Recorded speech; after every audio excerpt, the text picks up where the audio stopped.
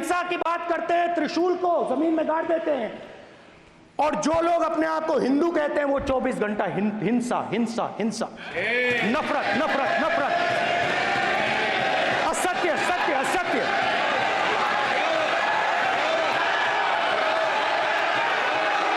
आप हिंदू हो ही नहीं।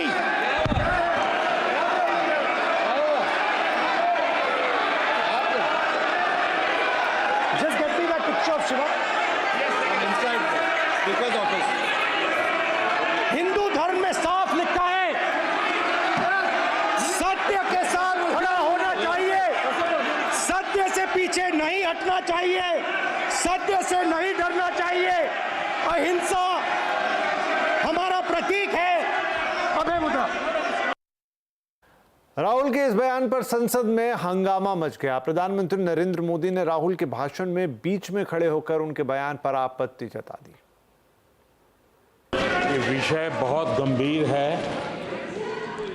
पूरे हिंदू समाज को हिंसक कहना ये गंभीर विषय है। गृह मंत्री अमित शाह ने भी राहुल गांधी के बयान पर आपत्ति जताई और कहा कि राहुल को अपने बयान पर माफी मांगनी चाहिए। इस देश में शायद इनको मालूम नहीं है, करोड़ों लोग अपने आप को गर्व से हिंदू कहते हैं, गर्व से हिंदू कहते हैं। क्या वो सभी लोग हिंसा की बात करते हैं, हिंसा करते हैं? हिंसा की भावना को किसी धर्म के साथ जोड़ना, और इस सदन में और संवैधानिक पद पर बैठे हुए व्यक्ति ने, मैं मानता हूं मान्यवर, उन्होंने इसकी माफी मांगनी चाहिए। राहुल गांधी ने अग्निवीर स्कीम को लेकर भी केंद्र सरकार पर हमला बोला। राहुल गांधी ने कहा कि सरकार के लिए अग्निवीर यूज एंड थ्रो है। आम जवान को पेंशन मिलेगी, जरूर दुख होगा, मगर हिंदुस्तान की सरकार आम जवान की मदद करेगी। मगर अग्निवीर को जवान नहीं कहा जा सकता। अग्निवीर यूज एंड थ्रो मजदूर है, और आप उससे कहते हो, उसको आप 6 महीने की ट्रेनिंग देते हो, 6 महीने की ट्रेनिंग देते हो। दूसरी तरफ चाइना के जवान को 5 साल की ट्रेनिंग मिलती है, राइफल लेकर उसके सामने खड़ा कर देते हो, उसके दिल में भय पैदा करते हो। एक जवान और दूसरे जवान के बीच में फूट डालते हो कि एक को पेंशन मिलेगी, एक को शहीद का दर्जा मिलेगा, दूसरे को नहीं मिलेगा, और फिर अपने आप को देशभक्त कहते हो। ये कैसे देशभक्त है? राहुल गांधी के बयान पर रक्षा मंत्री राजनाथ सिंह ने आपत्ति जताई। उन्होंने राहुल गांधी को टोकते हुए कहा कि अग्निवीर जब शहीद होते हैं तो उसे 1 करोड़ रुपए की सहायता राशि दी जाती है। अध्यक्ष महोदय, मैं नेता प्रतिपक्ष से अनुरोध करना चाहूंगा, गलत बयानी करके सदन को गुमराह करने की कोशिश। गलत नहीं है सर, गलत नहीं है सर, कर लेना चाहता हूं कि गलत नहीं है सर। अथवा सीमाओं की सुरक्षा के दौरान यदि हमारा कोई अग्निवीर का जवान शहीद होता है तो उसके 1 करोड़ रुपए की धनराशि सहायता के रूप में उसके परिवार को मुहैया कराई जाती है। इस प्रकार की गलत बयानी से सभी को गुमराह करने की कोशिश नहीं की जानी चाहिए। संसद महोदय, अध्यक्ष। अग्निवीर को लेकर राहुल के बयान पर गृह मंत्री अमित शाह ने कहा कि अगर नेता विपक्ष अपने बयान का सत्यापन नहीं करते हैं तो उन्हें सदन और अग्निवीरों से माफी मांगनी चाहिए। अब सदन के सामने 2 स्टेटमेंट हुए, एक हुआ विपक्ष के नेता का, दूसरा हुआ माननीय राजनाथ सिंह जी का, रक्षा मंत्री जी का। ये कहते हैं कि 1 करोड़ रुपया नहीं मिलता है। श्री राजनाथ सिंह ने अधिकृत रूप से कहा कि मारे जाने वाले अग्निवीर को जो शहीद होता है उसको 1 करोड़ रुपया मिलता है। उनको फैक्चुअल पोजीशन सदन पर रखनी चाहिए मान्यवर। ये सदन झूठ बोलने की जगह नहीं है मान्यवर, यहाँ सच बोलना चाहिए। और अगर ये नहीं रखते हैं तो उनको ये सत्यापन नहीं करते अपने स्टेटमेंट का, तो उनको सदन और देश से और अग्निवीरों से माफी मांगनी चाहिए माननीय। इधर राहुल गांधी ने नीट पेपर लीक को लेकर भी सरकार को घेरा। उन्होंने कहा कि सरकार ने नीट जैसे एग्जाम्स को कमर्शियल एग्जाम बना दिया है। प्रोफेशनल एग्जाम्स को आपने कमर्शियल एग्जाम्स में बदल दिया है। NEET is not a professional exam, NEET is a commercial exam. NEET में एक स्टूडेंट टॉपर हो सकता है, एक्सेलेंट स्टूडेंट हो सकता है, मगर अगर उसके पास पैसा नहीं है मेडिकल कॉलेज में नहीं जा सकता। सिंपल सी बात है। नीट का पास मार्क 22% है। वो पूरा का पूरा एग्जाम, सर एजुकेशन मिनिस्टर पूरा का पूरा एग्जाम अमीर बच्चों के लिए बनाया गया है। कोटा में पूरे के पूरे एग्जाम को आपने सेंट्रलाइज किया। हजारों करोड़ रुपए बन रहे हैं, हजारों करोड़ रुपए बन रहे हैं। और कमर्शियल पेपर जो आपने बना रखे हैं, कमर्शियल एग्जाम्स, 7 साल में 70 बार पेपर लीक। आज संसद में नेता प्रतिपक्ष राहुल गांधी का बयान, उनका भाषण काफी सनसनीखेज रहा, जिस पर जमकर हंगामा हुआ। और अब ये आशंका कहें, उम्मीद कहें कि अगले 2 दिन भी हंगामेदार ही रहने के आसार हैं। जब सत्ता पक्ष से कुछ और वार पलटवार आएंगे तो नजर रहेगी संसद पर। लेकिन आज एक और बड़ी खबर है, वो ये है कि देश में आज से 3 नए आपराधिक कानून लागू हो गए हैं। लोकसभा में नए कानूनों को लेकर बवाल भी मचा। इस बवाल के बीच गृह मंत्री अमित शाह ने विपक्ष को जवाब दिया। अमित शाह ने कहा कि लोकसभा में नए कानून को लेकर 9 बार चर्चा की गई। विपक्ष नए कानून को लेकर झूठ बोल रहा है। नए कानून पर विपक्ष अपना मत रख सकता था। दोनों सदनों में चर्चा के बाद ही इन कानूनों को बनाया गया है। मित्रों, ये संहिता के लिए कुछ विपक्ष के मित्र अलग अलग बातें मीडिया के सामने रख रहे हैं कि अभी ट्रेनिंग नहीं हुई, चर्चा नहीं हुई है।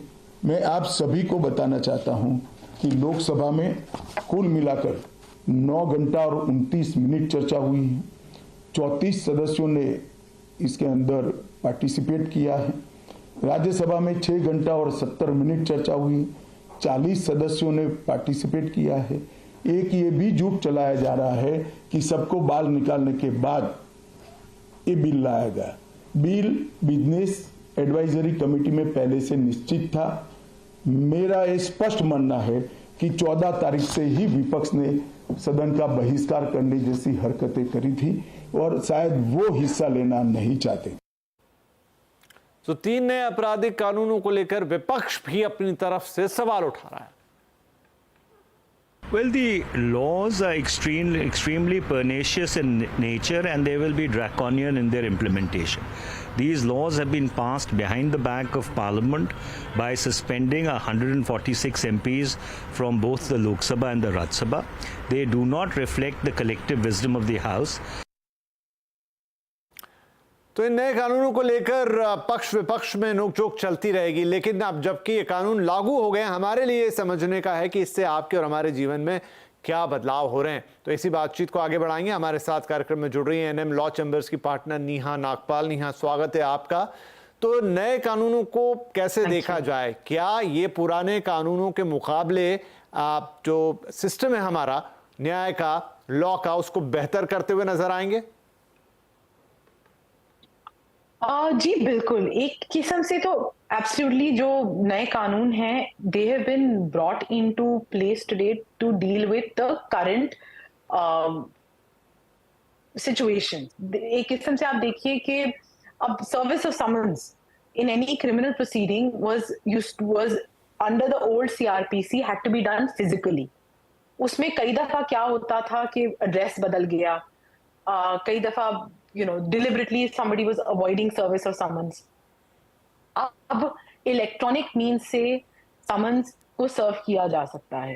ये एक किस्म से बहुत बड़ा स्टेप है, क्योंकि जो प्रोसेस ट्रायल का शुरू नहीं हो पाता था क्योंकि समन सर्व नहीं हुए, अब वो किसी के मोबाइल नंबर पे आपने भेज दिया, व्हाट्सएप पे ईमेल भेज दिया, that will be considered deem service to सम।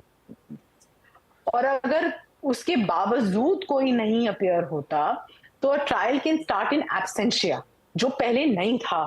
तो कई लोग इसको कह सकते हैं ड्रकोनियन है, बट अगर आप एक बैलेंस तरीके से देखें तो this is in aid of the procedure, aid of justice, because trials बहुत सालों तक लेंगे रहते हैं। क्यों? क्योंकि कोई आता नहीं है, सर्विस नहीं हो पाता। तो these issues that were cropping up has been taken care of. एक और बड़ी प्रॉब्लम थी कि अगर किसी को पता चलता है कि ऑफेंस ग्रेटर कैलाश में हुआ है पर वो रहते हैं रजौरी गार्डन में, तो लोकल पुलिस स्टेशन उनको, अगर वो रजौरी गार्डन पुलिस स्टेशन में जाते थे तो वहां से कहा जाता था हम नहीं, इस ऑफेंस जीके के में हुआ है, आप वहां जाइए। पर अब 0 FIR का कॉन्सेप्ट ऑफिशियली रिकॉग्नाइज किया गया है कि आप किसी भी पुलिस स्टेशन में without bothering about jurisdiction FIR launch कर सकते हैं, और वो फिर पुलिस स्टेशन आगे भेजेगा एज पर jurisdiction. Immediately, even that police station can launch the FIR, which is again in aid of us as citizens. एक और प्रॉब्लम थी कि आपने कंप्लेंट कर दी और फिर FIR महीनों रजिस्टर नहीं होती। अब जो FIR टाइमलाइंस दी गई हैं कि छोटे ऑफेंसेस के लिए 3 दिन के तहत FIR रजिस्टर होगी, बट ऑफेंसेस जिनमें इम्प्रिजनमेंट 3 और 7 साल के बीच है, 14 दिन के अंदर प्रिलिमिनरी इंक्वायरी करके FIR रजिस्टर होंगी। सो ये बहुत छोटे छोटे चेंजेस नहीं हैं, इनका इम्पैक्ट सिटीजन्स पे बहुत इनफैक्ट आप जब बोल रही हैं तो हम ग्राफिक्स प्ले कर रहे हैं कि ऐसी 35 ऐसी चीजें हैं जिनमें टाइमलाइन फिक्स कर दी गई है, मोटे तौर पे FIR, जांच, साक्ष्य, इन सब के लिए टाइमलाइन बना दिया गया जो कि पहले एग्जिस्ट नहीं करता। बहुत एक प्रॉब्लम हम फेस करते थे, एक प्रॉब्लम हम as criminal lawyers we faced one problem कि under the old CRPC 167 CRPC के तहत अगर 60 दिन या 90 दिन जैसे एज द केस में भी अगर पुलिस ने चार्जशीट नहीं फाइल की तो डिफॉल्ट बेल मिल जाती थी। तो कई दफा होता क्या था, एक पहली चार्जशीट फाइल कर दी ताकि बेल डिफॉल्ट नाम मिले, और फर्दर इन्वेस्टिगेशन महीनों की फर्दर इन्वेस्टिगेशन भी 90 दिन के अंदर from filing first charge sheet has to be completed. So this is all in aid of, you know, as lawyers, as the system. तो अब नेहा जी इसके लिए देखिए, इसके लिए एक जो चीज है और जिसकी बात कही भी जा रही है, वो चाहे विपक्ष उठाए या एक जनरल सवाल भी किसी के मन में आ सकता है कि अब जब टाइमलाइंस आ गई, यू मीन आपको काम फटाफट करना होगा, काम फटाफट करना होगा means you need more man power. तो क्या हमारा सिस्टम उसके लिए तैयार है? दूसरी बात, ये जो भी रेक्टिफिकेशंस हुए, जो बदलाव हुए, आप जैसे वकील हुए या जुडिशरी सिस्टम हुआ या इवन पुलिस हुई, क्या वहां पर सब कुछ ट्रेनिंग या कंप्लीट हो गया है? कुछ ऐसा एक सिस्टमैटिक तरीके से कुछ किया गया है या फिर ये इस तरीके से छोड़ दिया गया है कि समय के साथ धीरे धीरे चीजें बदल जाएंगी? ये दोनों बड़े महत्वपूर्ण सवाल हैं। आपने बहुत बहुत महत्वपूर्ण सवाल पूछे हैं, बहुत महत्वपूर्ण। आज का सुबह का अगर आपने इंडियन एक्सप्रेस देखा होगा, उसमें कहा गया है पार्लियामेंट स्ट्रीट पुलिस स्टेशन के अफसरों ने कहा 6 महीने से तैयारी कर रहे थे, और किसी और पुलिस स्टेशन ने बोला कि अभी थोड़ा टाइम लगेगा। ये बहुत सेंसिटिव टाइम है for the entire judiciary, for our citizens, for our lawyers, for even practising, for even sitting जजेस, because we all have to understand and get to pace with concepts of you know कि हो क्या रहा है, और उसको navigate करने के लिए टाइम, अंडरस्टैंडिंग, इंफ्रास्ट्रक्चर, थोड़ा वक्त लगेगा। किसी भी नई सिस्टम में वक्त लगता है, पर प्रोएक्टिव रहना पड़ेगा। जहां तक इंफ्रास्ट्रक्चर की बात है, वो इंफ्रास्ट्रक्चर अभी देखिए, आवर जज to citizen ratio is probably one of the worst in the world, and that is the reason for the pendency.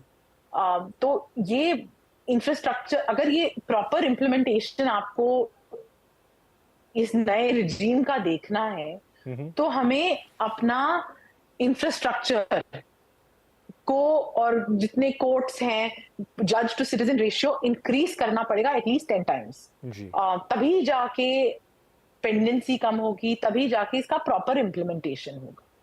ठीक है नेहा जी, बहुत शुक्रिया। तो कुल मिला के एक शुरुआत हुई है। जैसे नेहा जी ने कहा कि इससे बहुत कुछ बदलेगा, इसको ड्रैकोनियन तरीके से ना देखें, चीजें तेज होंगी, लेकिन अब वो चीजें तेज हो उसके लिए क्या हम सिस्टमैटिकली तैयार हैं, इंफ्रास्ट्रक्चर वाइज तैयार हैं, वो देखने वाली चीजें होंगी, वो सवाल रहेंगे। लेकिन एक बड़ा बदलाव आज से, जहां पर ये 3 नए कानून लागू, और इससे उम्मीद ये हम कर रहे हैं कि अब वो तारीख पे तारीख वाला जो मामला था वो कम होगा और लोगों को जल्दी न्याय मिल सकता है, लेकिन समय ही इसकी परीक्षा लेगा। बहुत शुक्रिया नेहा जी हमसे बातचीत करने के लिए।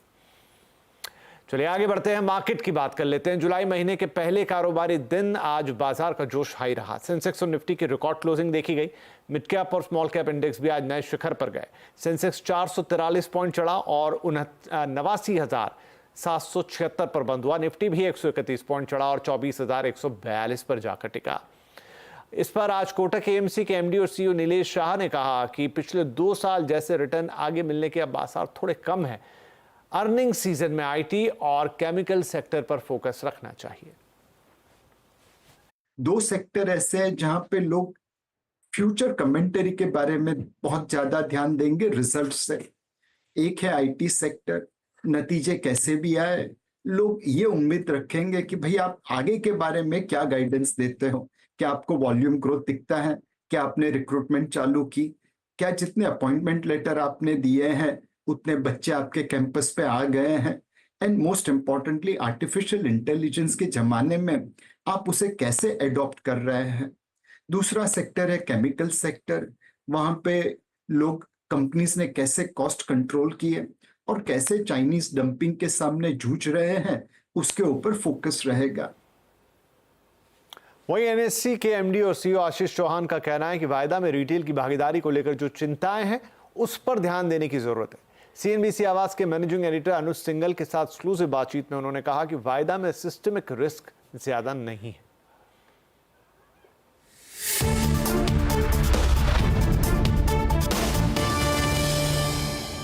एक चिंता जताई गई है तो वो उसका ध्यान माने उसका संज्ञान में लेना चाहिए, उसके ऊपर जो भी करना पड़े करना भी चाहिए।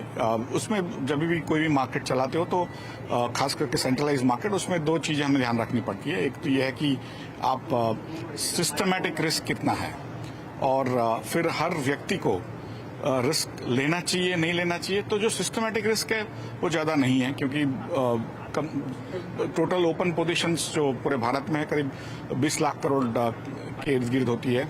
उसमें से आप जो डेल्टा हेज पोजीशन जिसको कहते हैं वो करीब 2-3 लाख करोड़ से कम ही होगी, और जो मार्जिनिंग की हम ज्यादा मार्जिन भी करते हैं तो करीब 1,75,000 करोड़ का मार्जिनिंग पोजीशन होता है। उसके सामने 7 लाख करोड़ का मार्जिन तो सिर्फ एनएससी के क्लियरिंग हाउस के पास होता है। तो जो सेंट्रलाइज्ड रिस्क की बात है उसमें कोई इशू नहीं है।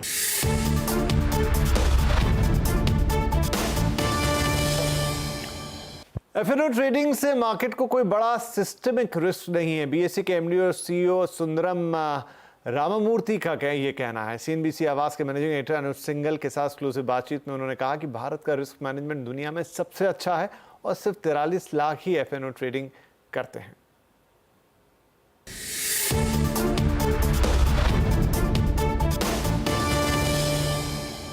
At BSE, in the last 5 years, we have seen the total number of unique client codes going up from just 5 crores to 17 crores. 43 lakhs actually, the recent number, is what is trading derivatives. Then why the options volume appear to go up so much? Nowhere in the world you have online real-time client level portfolio based margining. India is probably, thanks to the regulatory providence and thought process, we have it. Nowhere in the world probably you will have a risk reduction mode when some broker has utilized 90% of his capital. He cannot take further positions, he can only reduce position.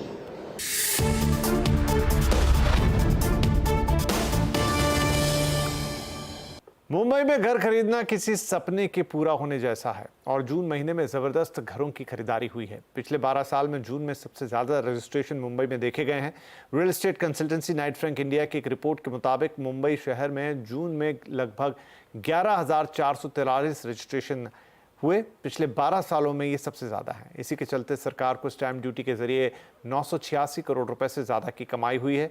वहीं पर Knight Frank India के senior ED गुलाम जिया का कहना है कि आने वाले 4 से 5 क्वार्टर में बाजार ऐसा ही बुलिश ट्रेंड दिखाने वाला है।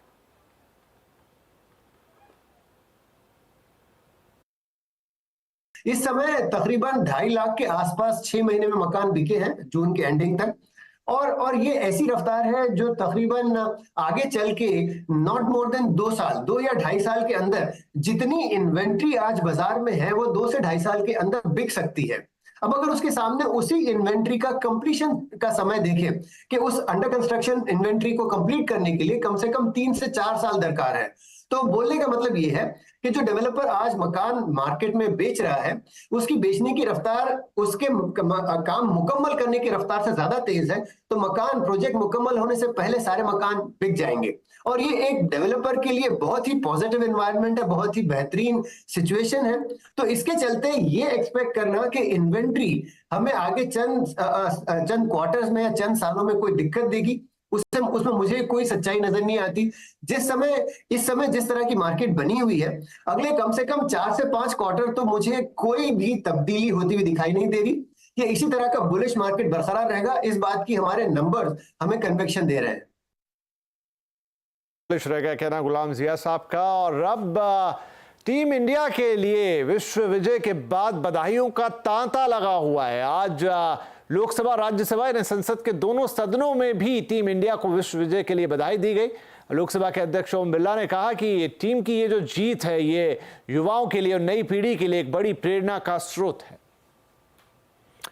चलिए तो हम भी बधाई देते हैं टीम इंडिया को और इसी के साथ लेते हैं एक छोटा सा ब्रेक के बाद कुछ और खबरें।